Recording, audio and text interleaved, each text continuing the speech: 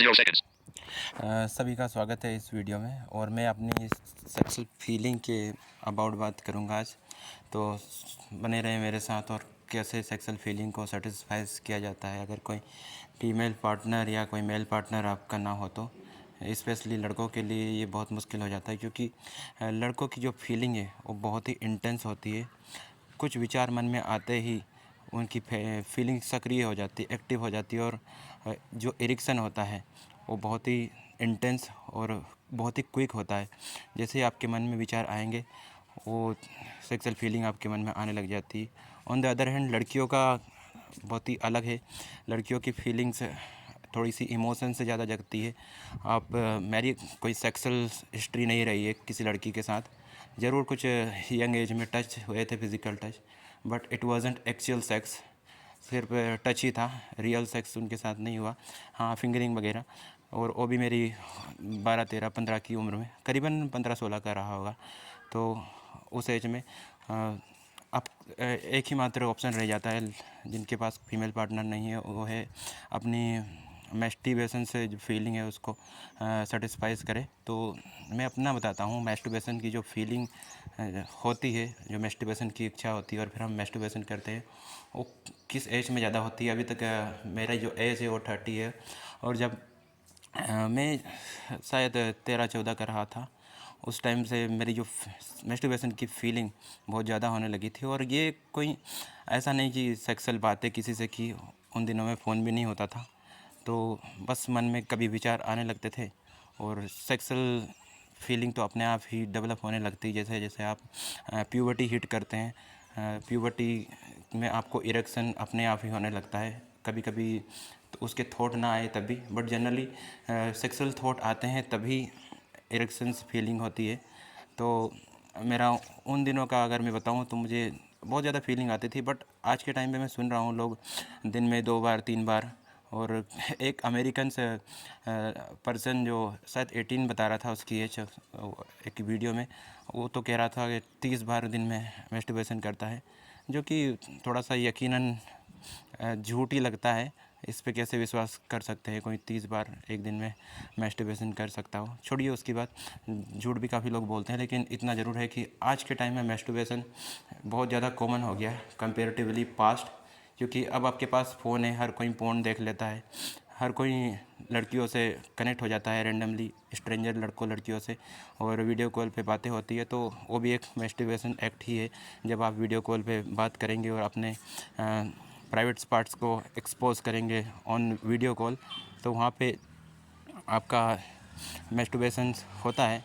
तो लगभग सभी लोग, लड़के तो मुझे लगता है कि जो ज़्यादा फ़ोन यूज़ करते हैं, पढ़ाई पे ज़्यादा ध्यान नहीं देते हैं, जहाँ तक कि पढ़ाई पे ध्यान देते हैं वो लोग भी कैसे अपनी इच्छाओं को कंट्रोल कर सकते हैं। तो दिन में 2 बार 3 बार तो कहीं ना कहीं करते ही होंगे, या फिर रोज़ तो करते ही होंगे। लेकिन एक बार भी अगर आप रोज़ करते हैं तो वो भी ज़्यादा है। एवरीडे करते हैं तो वीक में 2 बार 3 बार इट्स ओके। हर एक दिन को छोड़ के आप करते हैं तो ये आपकी फ़िज़िकल वीकनेस को इंक्रीज़ नहीं करेगा। अगर आप रोज़ रोज़ कर रहे हैं तो ये डेफिनेटली आपको फिज़िकली हार्म करेगा। मेरा ये सोचना है। साइंटिफिकली लोग कुछ भी बोले, साइंटिफिकली ये बोलते हैं कि आपके जो स्पर्म्स है, टेस्टोस्टेरोन है, वो तो बहुत ज़्यादा सेकेंडों में बढ़ते हैं। पता नहीं कितने स्पर्म काउंट किया, 1500 स्पर्म काउंट दिन में हो जाते हैं, घंटे में हो जाते हैं, मिनट में हो जाते हैं। मैं इतना मेडिकल फील्ड पे विश्वास ऑब्वियसली करता हूँ, लेकिन ये जो सामने है आपके, कि जब आप ज़्यादा मैस्टरबेशन करते हैं तो धीरे धीरे आप जब 30 या 35, 40 की एज तक भी जाएंगे तो आपकी जो सेक्सुअल डिज़ायर है जनरली होनी चाहिए वो नहीं होती है। और वैसे भी जो सेक्सुअल पीक एज है वो 15-16 से लेकर 25 या 30 तक ही है। 25 के बाद आपकी सेक्सुअल फीलिंग तो वैसे हमेशा ही रहती है, लेकिन आपकी सेक्सुअल फीलिंग ऐसी रहेगी कि आप डिलीवरेटली जब सेक्स के बारे में विचार करेंगे तभी आपका इरेक्शन होगा, अदरवाइज़ नहीं होगा। जैसे आज के टाइम पे मैं हूँ, पहले मेरा ये होता था कि मैं हर दूसरे दिन मैस्टरबेशन करता था, लेकिन आज के टाइम की बता रहा हूँ तो प्रेजेंटली मैं वीक में 1 बार 2 बार। और वो भी अब ऐसे नहीं होता है। आप कभी कोई फीमेल है जिससे सेक्सुअल बातें हो रही है और कर लिया तो ही होता है, अदरवाइज़ फिर 15 दिन या 20 दिन में भी 1 बार होता है, अगर कोई फीमेल ऐसे मेरे टच में नहीं है तो। तो मैंने काफ़ी मैस्टरबेशंस किए हैं लड़कियों से बात कर कर के पिछले 2-3 सालों में। उससे अब मेरा इंटरेस्ट पूरा ख़त्म हो गया फीमेल से बात करके भी मैस्टरबेशन करने का, जो कि पहले एक फैंटेसी हुआ करती थी। पहले से ही मेरी ये तो सोच रही है कि मेरी लाइफ में कोई लड़की आ नहीं सकती फिज़िकली जिसके साथ मैं अपनी सेक्सुअल इच्छाओं को फुलफ़िल करूं। तो सिर्फ यही हो सकता है कि कॉल पे ही मिल जाए और कॉल पे उतनी ओपन बातें हों और ऑब्वियसली वीडियो कॉल के थ्रू वो सब शो अप किया जाए। तो ये सब हुआ और अब उससे भी मेरा जो मूड है वो ऐसा हो गया कि it's better to not to do. Better to not to do वाली बात नहीं है, फीलिंग भी वो नहीं आती जो पहले हुआ करती थी। तो यंग एज में बहुत ज़्यादा फीलिंग होती है और अपने आप फिर फीलिंग कम होने लग जाती है। तो हमारा ये है कि हमारा पूरा जो कनेक्शन होता है, बीइंग ब्लाइंड, मैं विजुअली इम्पेयर्ड लोगों की बात कर रहा हूँ जो देख नहीं सकते, सिर्फ़ और सिर्फ आवाज़ पर ही सब कुछ आधारित होता है। लड़कियों की आवाज़ सुनना या कोई सेक्सुअल वीडियो सुनना, क्योंकि यहाँ पे कुछ भी दिखता नहीं है। तो कोई भी वॉइस बहुत ही ज़्यादा स्वीट होगी, बहुत ज़्यादा अटेंशन ड्रॉ करने वाली होगी, तो उसको सुन के थोड़ी फीलिंग और इरेक्शन टाइप्स होने लगता है। लेकिन मेरे जैसा पर्सन जिसने कि बहुत सारी लड़कियों से बात की हो या आवाज़ सुन रखी हो या ये सब किया हो, तो अब मेरे लिए भी ये बात किसी लड़की को सुन के इरेक्शन होना नई नहीं रही। क्योंकि ज़िंदगी में सब चीज़ें कब अच्छी लगती है, जब वो नई होती। जैसे जैसे आप उसका यूज्ड टू हो जाते हैं, आप जब उसके आदी हो जाते हैं, तो उसमें आपको इंटरेस्ट नहीं रहता उतना और धीरे धीरे इंटरेस्ट दूर हो जाता है। तो अब मेरा वो इंटरेस्ट नहीं रहा। तो कोई बात नहीं, जो भी सिंगल हैं, जनरली तो मैरिज अगर आप कर रहे हैं तो अर्ली एज में ही कर लें तो बहुत अच्छी बात है।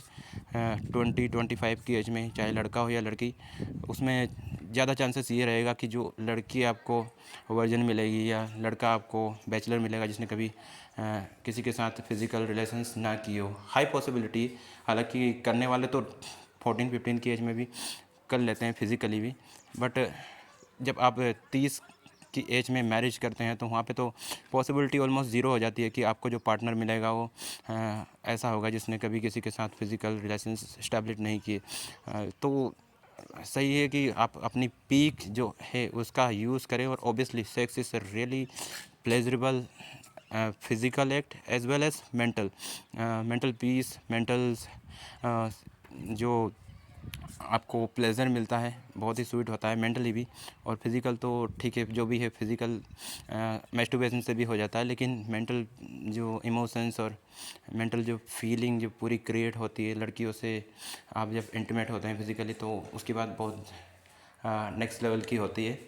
बट वो मैंने थोड़ा बहुत एक्सपीरियंस किया, although I never had a sex.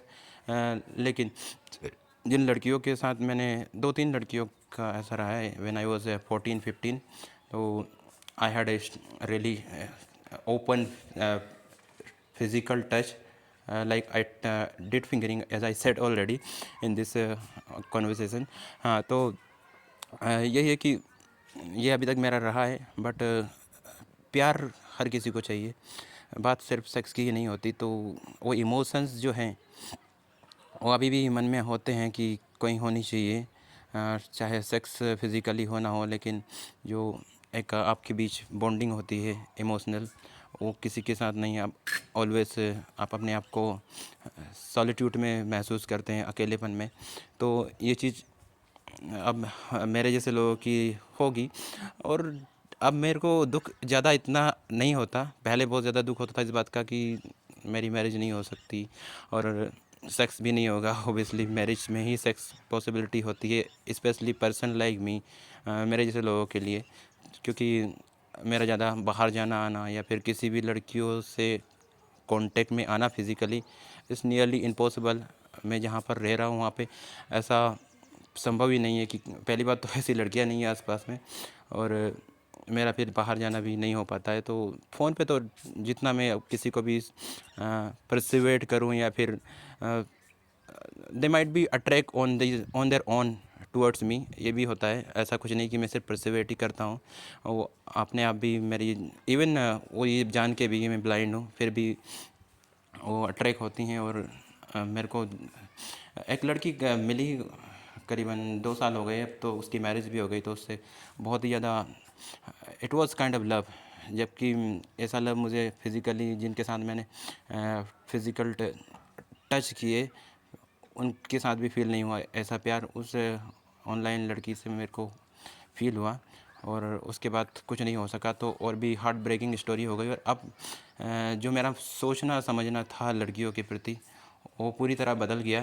क्योंकि उसके जैसी लड़की, हालांकि हर कोई यही कहता है, अगर किसी को किसी से लव हो जाए और उससे कोई पूछे तेरा लवर कैसा है, तो वो यही बताएगा कि वो बेस्ट है। लेकिन वो ब्रेकअप होने के बाद फिर उसके पर्सपेक्टिव चेंज हो जाते हैं। फिर वो बताने लगता है कि वो तो बेस्ट नहीं, वो तो वर्स्ट था। जब तक आप रिलेशनशिप में होते हो तब तक आप अपने रिलेशंस पार्टनर को हमेशा यही कहते हो कि वो is it best in the world, है ना। तो मेरा भी कुछ ऐसा ही था। वो लड़की एक्चुअल में थी भी काफ़ी इमोशनल, और इवन कभी मैं उसको अब्यूज़ भी कर देता, या कभी हेटेड वे में बात करता कई कई दिनों तक। तब भी उसका जो थॉट प्रोसेस है मेरे लिए कभी बदला नहीं, और वो जैसी थी वैसी ही रही। तो उससे इतना ज़्यादा अटैचमेंट हो गया। उसके बाद फिर उसकी मैरिज हो गई। तो मैरिज के बाद लड़की ने मेरे को ब्लॉक नहीं किया। कई बार मैंने उसको इंसिस्ट किया तो मुझे ब्लॉक कर, लेकिन उसने ब्लॉक नहीं किया। बट मेरा ये समझना था उस टाइम, ये लड़की मेरे बिना नहीं रह पाएगी। जिस तरह का प्यार उसका मेरे लिए पनपा या फिर क्रिएट हुआ, वो एक्चुअली बहुत ही ज़्यादा डिज़ायरेबल लड़की थी। फिज़िकली डिज़ायरेबल की बात नहीं है, मेरे से बात करने के लिए दिन में कई बार कॉल करना, और नाइट में भी बात करने की आदत जो मेरी डेवलप कर दी। तो वो लड़की बहुत ज़्यादा इमोशनल मैंने माना, और उसके बाद ऐसा लगा कि लड़कियां बहुत ही काइंड हार्टेड, बहुत ही पिटी होती हैं, और बहुत ही पॉजिटिव होती हैं लव, सभी के लव करने के लिए। और मेरे जैसे लोगों को भी वो लव कर सकती है, मुझे रियलाइज़ हुआ उस टाइम। नहीं तो उससे पहले मैं हमेशा यही सोचता था कि लड़कियां लव तो छोड़िए, इवन ऑनलाइन प्लेटफॉर्म पे भी अगर मैं अपनी रियलिटी बताऊंगा तो बात भी नहीं करेगी। लेकिन उसने ये मुझे रियलाइज़ करवाया ऐसा नहीं है जैसा मैं सोचता हूँ। बट बाद में मैरिज उसकी हुई और बातें सब ख़त्म हो गई वहीं पे। तो फिर बहुत ही ज़्यादा डिप्रेस हो गया 1-2 महीने तक। मेरी हेल्थ भी थोड़ी डाउन हो गई, फीवर हुआ, और कुछ ट्रीटमेंट भी चला। तो उससे समझ में आया कि लड़कियां जैसा हम सोचते हैं वैसी होती नहीं है। ये जो काइंडनेस और ये जो इमोशंस, जब आप स्वीट स्वीट बातें करते हो, जब आप उसको अपना मान लेते हो, और आपको लगता है कि इससे बेस्ट कोई है नहीं, ये सारे प्रोमिसेस जो हमसे कर रही है वो फुलफ़िल करेगी, तो आपको लगता है कि ये लड़की या फिर कोई और भी लड़की, लड़कियों से ज़्यादा काइंडनेस, लड़कियों से ज़्यादा लविंग लड़के नहीं हो सकते। बट अब मुझे समझ में आया कि जो फेक इमोशंस, फेक काइंडनेस बहुत ही ज़बरदस्त ढंग से लड़कियां प्रेजेंट करती हैं, पेश करती है रिलेशनशिप में। और उसके बाद से मेरा जो माइंड है पूरी तरह लड़कियों के प्रति चेंज हो गया। फिर काफ़ी लड़कियों से बात हुई, लेकिन वो वाली फीलिंग ना ही कभी मैंने ट्राई किया कि हो लड़कियों के लिए, क्योंकि हो ही नहीं सकती थी। माइंड में जो चेंज आ गया था कि लड़कियां जैसी मैं सोचता था वैसी है नहीं। तो मैं अभी यही अलर्ट करूँगा उन लड़कों को जो अपने 20s में, 25 में हैं, और गर्लफ्रेंड बॉयफ्रेंडशिप रिलेशनशिप में, और वो ये मानते हैं कि जो मेरी लड़की है वो बहुत ही काइंड है, इमोशंस है, वो मुझे भूल नहीं सकती किसी भी कंडीशन में। बहुत ही ज़्यादा गलत सोच है आपकी, एक कम्प्लीटली मिसअंडरस्टैंडिंग। जैसे ही आप उससे डी अटैच होंगे, जो चीज़ें आपके साथ वो कर रही है वही चीज़ें जिस भी पर्सन से वो अटैच होगी उसके साथ करने लगेगी। तो बी अवेयर, चाहे आप किसी के साथ भी फिज़िकल रिलेशनशिप में जाएं, लेकिन इमोशनल कंट्रोल होना बहुत ज़रूरी है। इमोशन में इतने ज़्यादा आप ना बह जाएं कि उस लड़की के बिना आप रह ना पाएँ, और वो अपना आपसे डी अटैच होकर किसी और के साथ इमोशन कनेक्ट कर ले, और आप उसी के बारे में सोचते रह जाएं। ये चीज़ें होती है। तो यही है कि सिर्फ सेक्स लाइफ मुझे लगता है कि 12-15 साल की होती है, 15 से लेकर 30-35 तक। उसके बाद फिर आप सेक्स के बारे में ज़्यादा सोचोगे तभी फीलिंग आएगी, अन्यथा फीलिंग आना बहुत मुश्किल है। और कोई इस एज में, यंग एज में आपको इस तरह का हार्ट ब्रेकिंग स्टोरी बन गई हो, किसी लड़की के साथ बिट्रेयल आपको झेलना पड़ा हो, तो ऐसे में तो फिर आपको जो फीलिंग लड़कियों के प्रति आती है वो थ्रू आउट लाइफ नहीं आएगी। ठीक है, मैं यहीं पे कंक्लूड करता हूँ अपनी बातों को। आई होप कि कुछ कमेंट्स आप करें।